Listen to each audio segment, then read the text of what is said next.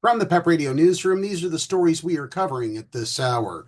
Some gay couples are speeding up wedding plans following the return of President Donald Trump to the White House, part of wider concerns of many gay and trans people. Lori Prashker Thomas, a Kingston wedding officiant, said every call starts the same. They tell her politics have influenced their plans. People are anxious, said Shay Hughes, executive director of the Rainbow Alliance, based in Wilkes-Barre. That's not showing up in Lackawanna County statistics. Register of Wills Francis Roland Kowaleski, whose office issues marriage licenses, estimates that 200 same-sex couples get licenses each year, and the numbers are holding steady in recent months. But locally and nationally, some wedding officiants and LGBTQ people say marriage is a pressing concern. Prashker Thomas was busy Monday, Inauguration Day. 7 people called, 7 people booked, she said. Her business is called Ceremonies by Lori. Around 40 people, double the number of a typical day, reached out to the Eastern PA Trans Equity Project on Inauguration Day, said Executive Director Corinne Goodwin. Then around 20 people logged on to an online meeting Monday evening. The group's coverage area includes Northeast Pennsylvania. Prashker Thomas, who prides herself on being an active ally to the community, may see more gay couples than many officiants. For her, the post-election mood has been pronounced. She has performed around 30 same-sex marriage ceremonies since Trump won. Many of her couples, regardless of where they live, get their license from Bucks County because it grants licenses over Zoom. For those couples, her mini-moni services are popular. She said they are simply lower-cost versions of her more elaborate marriage services. Couples who plan longer engagements can get the legalities handled while continuing to plan the primary festivities. Goodwin knows several couples who married with the inauguration date in mind. They were concerned about protecting their rights, she said. When you are married, you get a significant number of rights. Brandon Gleason Duliba from Moosic said he and his husband, Robert Gleason Duliba, knew a second Trump term was possible when they scheduled their October wedding.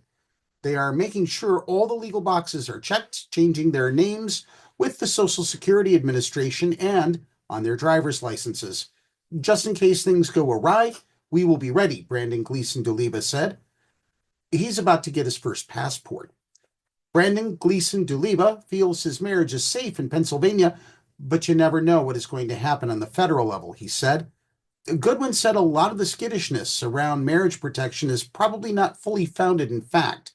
Trump has not proposed legislation to overturn marriage rights, and there is no worrisome case before the U.S. Supreme Court, she noted.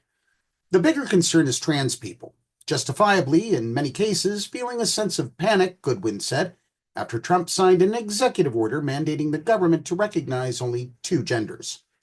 In November, the Unitarian Universalist Congregation of Wyoming Valley posted on Facebook that ceremonies and building rental are free of charge for those fearing upcoming political discrimination. The congregation, which has a storybook rural white church building with a steeple, could not be reached for comment. The Trevor Project, a leading LGBTQ youth suicide prevention organization, said calls and text messages to its crisis intervention hotline had risen by a third on President Trump's Inauguration Day, an increase the group described as significant and concerning. The Trevor Project's crisis services, including phone calls, text messages, and online chats, saw a 33% increase in volume on Monday, the day Trump was sworn in as president, compared to the average call volume of recent weeks, the group said on Tuesday. No matter your political beliefs or how you feel about the current administration, one thing must be made clear to all of us living in the United States. Real young people's lives are at risk, and we must take immediate action to support LGBTQ plus youth, James Black, the organization's CEO, said in a statement. Suicide prevention transcends politics, Black said, and we are sounding the alarm for all lawmakers, community leaders, and adults who care about the health and survival of young people in their communities.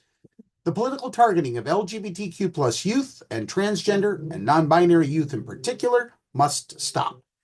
In November, the Trevor Project said crisis contacts rose by an unprecedented 700% on November 6th, the day after Trump's decisive victory over former President Kamala Harris and a string of election wins that saw Republicans retake control of both chambers of the U.S. Congress. Trump and Republicans made transgender people an issue central to their campaigns, pouring millions into television ads that hit their Democratic opponents over the past support for trans-inclusive policies. Less than 2 weeks into the 119th Congress, House Republicans on January 14th passed legislation to bar transgender athletes from competing in girls' and women's sports at schools, inching closer to fulfilling a key Trump campaign promise. On Monday, Trump signed a sweeping executive order targeting transgender rights and rolled back LGBTQ non-discrimination protections instituted by the Biden administration. For more information about the stories we cover, check out the PEP Radio page on the Pennsylvania Equality Project website, paequality.com.